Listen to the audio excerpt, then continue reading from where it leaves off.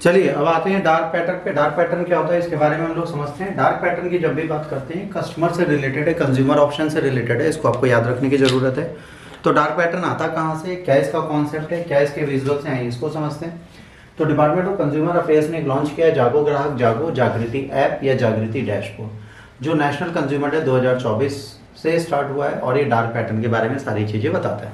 Dark pattern के बारे में क्या क्या चीज़ें बताता है, आइए इसको हम लोग समझते हैं और लिखते हैं। डार्क पैटर्न के बारे में पहली चीज़ क्या होती है, डार्क पैटर्न किसी भी प्लेटफॉर्म पर उपयोगकर्ता इंटरफेस के अनुभव को किसी भी भ्रामक डिजाइन पैटर्न के रूप में परिभाषित किया जाता है। जैसे बात है गुमराह और धोखा देने के लिए डिज़ाइन किए गए, ऐसी कुछ डिज़ाइनें होती हैं जो बहुत ज़्यादा धोखा देती हैं, बहुत ज़्यादा चीज़ों का उल्लंघन करती है। आपको याद होगा अभी यूपीएससी के कई सारे भ्रामक ऐड थे जिनके चक्कर में कई सारी कोचिंग्स पे बहुत बड़ी पेनल्टी लगी थी। वो पेनल्टी इसलिए लगाई गई थी क्योंकि उन्होंने बहुत सारे भ्रामक ऐड दिए थे। तो उन भ्रामक ऐड को यूज़ करना कि मिसलीड आप नहीं करोगे किसी को, है ना। आप कोई भी चीज़ जैसे क्षतिग्रस्त है या कुछ भी है फिर आप उसको बताते हो कि ये बिल्कुल सही है। जैसे एक शब्द आता है रीफर्निश्ड फ़ोन। रीफर्निश्ड फ़ोन का मतलब क्या होता है, किसी भी चीज़ को आप पुनः सही करके नए जैसा बना के बेच दो और उसके अंदर की सारी चीज़ें बदल दो। ठीक। सेंट्रल कंज्यूमर प्रोटेक्शन अथॉरिटी ने क्या कहा है, 13 डार्क पैटर्न है जिनके बारे में इन्होंने बात की है। पहला है फॉल्स अर्जेंसी, इसके बाद basket sneaking, confirm shaming, forced action, subscription trap, interference, bait and switch, drip pricing, distinguish advertisement and nagging, trick wording, SaaS billing and the rogue malware. अब यहाँ पर क्या है, सबसे पहली चीज आप समझिए, इसमें सबसे इंपॉर्टेंट आज की चीज में यूज होती है ड्रिप प्राइसिंग। ड्रिप प्राइसिंग का मतलब क्या होता है, जैसे आपको आईफोन बेच रहे हैं, आईफोन चाइनीज क्लोन कॉपी ले आते हैं और कहते हैं मेगा सेल चली है नए साल में आपको हम 2000 में आईफोन दें। कायदे से वो चाइना से 200 रुपये का ही आया, बट आपको कहते हैं कि 1.5 लाख की चीज़ हम आपको 200-2000 रुपये में दे रहे हैं ड्रिप प्राइसिंग करके। तो ये कॉन्सेप्ट आज की डेट में बहुत ज़्यादा यूज़ होता है। इसके बाद डिस्टिंग्विश एडवर्टीजमेंट होता है, नैगिंग होती है। जैसे एक आज भी ऐसा एडवर्टीजमेंट है जिस पे ये चीज़ लग सकती है, वो है डिटॉल का ऐड, जिसमें वो कहते हैं 99.99% इन्फेक्शन के बैक्टीरिया वायरस मार देते हैं। 99.9 मारते हैं, तो ये 0.01 कहाँ चला गया, ये वाला बैक्टीरिया कहाँ पाया जाता है जिनसे नहीं मरता। और दूसरा जो क्लेम करते हैं कितने घंटे के लिए, मतलब आप सुबह नहा लो उसके बाद पूरे दिन घूमते रहो सीवर में गटर में, आपको कुछ नहीं होगा। इनके कहने का मतलब है आप जब भी नहाओ उस टाइम पे आप इस चीज़ को कर लो। उसके बाद कई तरीके के विज्ञापन होते हैं, कई जगह भ्रामक ऐड होते हैं, जैसे जुबा केसरी। जुबा केसरी को जुबा केसरी थोड़ी ना करता है, जुबा को लाल करता है कैंसर से, और बाद में इंसान की जीभ कट जाती है या मुँह कट जाता है या कोई भ्रामक चीज़ें हो जाती हैं। ठीक, ये चीज़ें यहाँ पर आती हैं। अब जागो ग्राहक जागो ऐप जागृति ऐप जो है डैशबोर्ड के बारे में कुछ बेसिक बातें हैं जो आप पे याद होनी चाहिए। ठीक है, जागो ग्राहक ऐप जो है ऑनलाइन गतिविधियों के दौरान यूआरएल में सभी ई कॉमर्स की जानकारी देंगे, सचेत करेंगे, बताएंगे यूआरएल कैसे असुरक्षित हो सकता है। जागृति ऐप में यूआरएल की रिपोर्ट देती है, संदेह होने पर आप उसे अवैध घोषित किया जा सकता है। उसके बाद जागृति डैशबोर्ड है, ई कॉमर्स में वास्तविक समय की रिपोर्ट तैयार की जाती है, देखा जाता है कि ऑनलाइन क्या क्या चीज़ें हो रही हैं। इस डार्क पैटर्न को पहचानने के लिए किया जा रहा है क्योंकि आज की डेट में ऑनलाइन बहुत ज़्यादा भ्रमित चीज़ें की जा रही हैं जो हमें परेशानियां दे सकती हैं। ठीक, इसके बाद बास्केट स्किनिंग क्या होती है। बास्केट स्किनिंग का मतलब होता है सहमति के बिना प्लेटफॉर्म के चेकआउट के समय उत्पाद सेवाएं दान जैसे भुगतान चीज़ों को शामिल करना, है ना। दे कुल राशि में उपलब्ध चुने गए उत्पादों सेवाओं के लिए दे से अधिक राशि हो। अब यहाँ पे बास्केट स्किनिंग में क्या होता है कि आप कुछ चीज़ें चेकआउट के समय ज़बरदस्ती जोड़ देते हो। जैसे एक छोटा सा एग्जाम्पल, मान लीजिए आप स्विगी या जोमेटो आप लोग यूज़ करते हो, बहुत ईजी है उसका याद रखना। स्विगी जोमेटो जब आप यूज़ करते हो, स्विगी जोमेटो में होता नहीं 9 रुपये एक्स्ट्रा दे दो तो आपको 4 डिलीवरी फ्री दे देंगे, या 99 रुपये दो 1 साल का सब्सक्रिप्शन दे, जबरदस्ती ऐड कर देते। फिर आपका क्या होता है, उसको हटाना पड़ता है। हटाना पड़ता है ना, हटाना पड़ता है ना।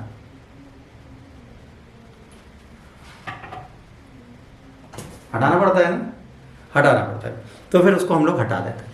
तो उसको हटाते हैं तो ये होती है आपकी बास्केट स्किनिंग। अब आता है सबसे इंपॉर्टेंट एक रिजर्व है जिसका नाम है सिमलीपाल टाइगर रिजर्व। कहाँ पर है सिमलीपाल टाइगर रिजर्व, कौन बताएगा? ये तो आप लोगों ने पढ़ा है, हम लोग बहुत ज़्यादा टाइगर रिजर्व और हाथी और घोड़ा रिजर्व पढ़ते हैं। आज हमें टाइगर रिजर्व आप लोग बताओगे, जो बताएगा उसको 10 रुपये के नाम, जो नहीं बताएगा उसको कुछ नहीं दूंगा। सिमलीपाल टाइगर रिजर्व कहाँ पर है? मैम ने बोला उड़ीसा, आंसर है कहाँ पे? उड़ीसा के वृंदावन एरिया में और Purulia district of west Bengal. तो ये कहाँ पाया जाता है? ये 2 जगह तक है। आपका उड़ीसा में सिमलीपाल टाइगर रिजर्व है, ठीक है, तो ये बिल्कुल मैम ने सही बोला। और अब इससे क्या हुआ, एक वर्षीय मादा थी, बाघ थी, बेचारी भटक भटक के कहाँ पहुंच गई, बंगाल पहुंच गई। जैसे आज यूपी में आप देखिए, लखनऊ के पास एक गांव है रहमान डेरी, आज की डेट में वहाँ पर शेर पाया गया सुबह भी, वो बाघ नहीं भाग रहा। पिछले 1.5 हफ्तों से लखनऊ के आसपास के गांव में बाघ आ रहा है, कभी नीलगाय मार रहा है, कभी गाय मार रहा है, कभी सांड मार रहा है। सारी टीम फॉरेस्ट ऑफिसर्स की लगी है अभी उसे पकड़ने पे। आज भी रहमान डेयरी में बाघ देखा गया। और कहाँ पर, ये मोहान रोड, यही गाँव। मतलब अगर थोड़ा ज़्यादा साहस दिखा दे शेर, तो सुबह हम लोग यहाँ कोचिंग आए तो बढ़िया शेर बैठा हुआ, और भाई साहब क्या हालचाल, पढ़ने आए क्या। तो सोचिए हमारी टीम शेर नहीं पकड़ पाती, ट्रिप कैमरे लगाए, सब लगाए, बट उसके बाद भी हमसे शेर पकड़ा नहीं जा रहा। अब सिमलीपाल टाइगर रिजर्व की बात करेंगे। ये उड़ीसा के सुदूर उत्तरी भाग में मयूरभंज जिले में स्थित है। ऊंचे पठारों और पहाड़ियों से घिरे इस क्षेत्र की सबसे ऊंची चोटियां खैरी, बुरु और मेधाशिनी हैं। पदनाम इसका 1950 से इसमें बाघ अभयारण्य घोषित किया गया। 1973 में प्रोजेक्ट टाइगर इसमें शामिल किया गया। यूनेस्को ने इसे बेस्ट बायोस्फीयर रिजर्व का भाग माना है। ये भूदृश्य लहरीदार और पहाड़ियां हैं, खुले घास के मैदान और जंगली क्षेत्र है। वनस्पतियों की बात करेंगे, अर्ध सदाबहार क्षेत्र यहाँ पर पाए जाते हैं। उल्लेखनीय एकमात्र स्थान है जिसे मेलेनिस्टिक बाघ या काले बाघ रहते हैं। ठीक है, सबसे एकमात्र स्थान है जहाँ पे मेलेनिस्टिक बाघ रहते हैं। और यहाँ पर 1078 पौधों की प्रजातियाँ पाई जाती हैं।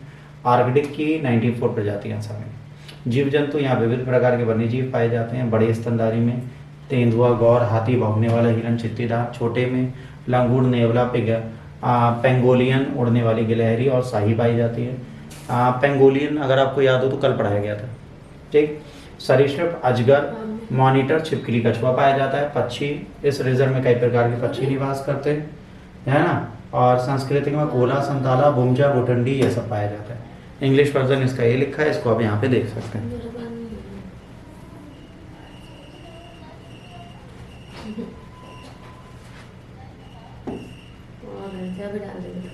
What is National Tiger Conservation Authority?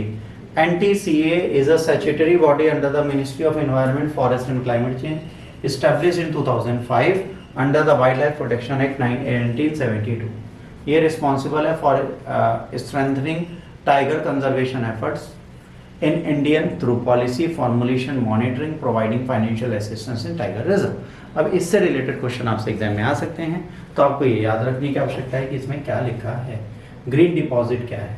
अच्छा, ग्रीन डिपॉजिट मेंस में भी कई बार पूछा गया है, तो ग्रीन डिपॉजिट आपको पता होना चाहिए। ग्रीन डिपॉजिट है क्या? क्या है ग्रीन डिपॉजिट, बताइए। हरित जमा ब्याज देने वाले की निश्चित अवधि जमा राशि है, जहां पर ग्रीन फाइनेंसिंग परियोजनाओं के लिए आवंटित किया जाता है। भारतीय रिजर्व बैंक के अनुसार भारतीय रुपए में मूल्य वर्गित होता है। ये जो ग्रीन डिपॉजिट है ये नहीं किया जाता है। हरित जमा में जुटाई गई धनराशि को टिकाऊ और पर्यावरण अनुकूल परियोजनाओं के लिए निर्देशित किया जाता है। जब आप इन्वेस्ट करते हैं, जाओ, ठीक। अब यहाँ पर क्या है, पर्यावरण के अनुकूल परियोजनाओं को निर्देशित किया जाता है। जैसे पहला, नवीनीकरण ऊर्जा, सौर, पवन, बायोमास, जल विद्युत, ऊर्जा दक्षता और स्वच्छ परिवहन, जलवायु परिवर्तन अनुकूल टिकाऊ, जल अपशिष्ट प्रबंधन, हरित भवनों और तटीय समुद्री पर्यावरण योजनाओं का विकास, प्रमाणित जैविक खेती के लिए समर्थन। मुख्य विशेषता है, नियमित सावधि जमा के तहत ग्रीन डिपॉजिट भी ब्याज और निश्चित अवधि प्रदान करते हैं। हरित वित्त मानदंडों का अनुपालन और सुनिश्चित करने के लिए निधि का आवंटन करते हैं। जमा राशियों का बीमा, डिपॉजिट, इंश्योरेंस एवं क्रेडिट गारंटी कॉर्पोरेशन के ढांचे के अंतर्गत किया जाता है। प्राथमिक क्षेत्र ऋण, यदि वित्त पोषित हरित गतिविधि परियोजनाएं PSLL दिशा निर्देश के अनुरूप है तो उसको प्राथमिकता दी जाती है। याद रखना, ये एग्जाम में पूछा जाएगा। इसको मेंस ओरिएंटेड कॉन्सेप्ट के साथ आपको जोड़ के चलना है, ठीक है। तो इसको यहीं पे जोड़ के आप चलेंगे। इसके बाद DICGC क्या होता है? रिजर्व बैंक ऑफ इंडिया की एक सब्सिडरी है, जो ये कहती है कि अगर कोई बैंक फेल होता है तो डिपॉजिटर को 5 लाख तक की डिपॉजिट्स ये वापस देती है, ठीक। इसके बाद करंट अफेयर से रिलेटेड एक और क्वेश्चन आता है जिसका नाम है पनामा। ये पनामा नहर क्या है, इसके बारे में हम लोग बात करेंगे बच्चों। तो पनामा नहर है क्या, ये इसके बारे में हम लोग जानते हैं, ठीक है। पनामा नहर क्या है, आइए ये समझते हैं। पनामा नहर कहाँ है, आइए ये जानते हैं। तो पनामा नहर अगर आप देखेंगे तो कहाँ पाई जाती है? पनामा नहर कहीं पाई जाती है तो वो एरिया है आपका USA और साउथ अमेरिका के बीच में। पनामा कैनाल बहुत जरूरी कैनाल है, बहुत इंपॉर्टेंट कैनाल है, बहुत इंपॉर्टेंट काम करती है। इसमें ट्रम्प साहब ने कहा है कि जब मैं आऊँगा तो USA ही दोबारा पनामा कैनाल पे नियंत्रण स्थापित रखे। अब यूएसए इस पे नियंत्रण स्थापित करेगा और पुनः करेगा। तो एक मानव निर्मित जलमार्ग अटलांटिक प्रशांत सागरों को जोड़ता है, नहीं प्रशांत सागरों को जोड़ता है, और इसका स्वामित्व और प्रशासन पनामा के पास है और 40 मील लंबा है। इसका निर्माण संयुक्त राज्य अमेरिका द्वारा किया गया था। अब देखिए इसका निर्माण ही बेटा यूएसए ने किया था, तो यूएसए इसको रेगुलेट करे, इसमें क्या प्रॉब्लम है? यूएसए से रेगुलेट कर सकता है, बिल्कुल कर सकता है। यह विश्व की 2 सर्वाधिक रणनीतिक कृत्रिम जलमार्गों में से एक है, दूसरा स्वेज नहर है। 1914 में इसके उद्घाटन से लेकर 1979 तक पनामा नहर पर पूर्णतः संयुक्त राज्य अमेरिका का नियंत्रण था। फिर इस नियंत्रण को पनामा नहर आयोग को दे दिया गया, जो किसके पास है? यूएसए और पनामा गणराज्य की संयुक्त एजेंसी थी। और 31 दिसंबर 1999 को पनामा ने इसको पूरी तरह से अपने कंट्रोल में रखा। ये इतिहास आपको याद रखना पड़ेगा, क्योंकि ये चीज़ें आपसे एग्जाम में पूछी जाएंगी। क्विक टर्म भाई साहब जब कहीं पर भी परेशान करते हैं ना, तो आपसे एग्जाम में पूछा जरूर जाता है। तो पनामा नहर पूछी जा सकती है। अभी पनामा नहर है कैसी? एक परिष्कृत उच्च इंजीनियरिंग प्रणाली है। क्या है बेटा? एक परिष्कृत उच्च इंजीनियरिंग प्रणाली है जो जहाजों को एक छोर से दूसरे छोर तक ले जाती है। पनामा नहर जिन 2 महासागरों को जोड़ती है एक ही ऊंचाई पर स्थित नहीं है, तो इनको थोड़ा ऊंचा है, एक अब नीचे है। तो इस अंतर के लिए क्या होता है? नहर में प्रवेश जहाजों को प्रशांत महासागर की यात्रा के दौरान ऊंचाई हासिल करनी होती है। तो एक लॉक सिस्टम है जिसमें क्या होता है, एक नहर से पानी हटाते हैं फिर दूसरी नहर पर डालते हैं, ऐसे करते हुए उसको ऊंचा उठाते जाते हैं, और बाद में जब इसे ऊपर उठा लेते हैं तो इसमें क्या है, 12 तल है। मतलब पहले तल में जाएगा, वहाँ का पानी ऊपर किया जाएगा, दूसरा तल, तीसरा तल, ऐसे वो जहाज ऊपर उठेगा, फिर दूसरे सागर से जुड़ता है। तो ये टेक्नोलॉजी बहुत सकीड़ है, बहुत अच्छी है। और इस्थमस क्या होता है? इस्थमस वो होता है जो दौड़े भूभागों को जोड़ने वाली सक्रिय पट्टी होती है। इसको हिंदी में गर्दन भी बोलते हैं और अंग्रेजी में नेक भी बोलते हैं। अब ये बड़ा इंपॉर्टेंट है, स्पेस डॉकिंग एक्सपेरिमेंट। ये दिसंबर में हमारी एजेंसी इसरो करने जा रही है, इसको बोलते हैं स्पेस डॉकिंग एग्रीमेंट। तो ये स्पेस डॉकिंग बेटा कहाँ हो रही है, क्या हो रही है, कैसे हो रही है, इसके बारे में आपको पता होना चाहिए। ठीक है, तो स्पेस डॉकिंग क्या है, कैसे है, ये आपको पता होना जरूरी है। तो आइए स्पेस डॉकिंग है क्या, इसके बारे में जानते हैं। ये एक्सपेरिमेंट होगा 30 दिसंबर, इसी साल के 30 दिसंबर को स्पेस डॉकिंग की जाएगी।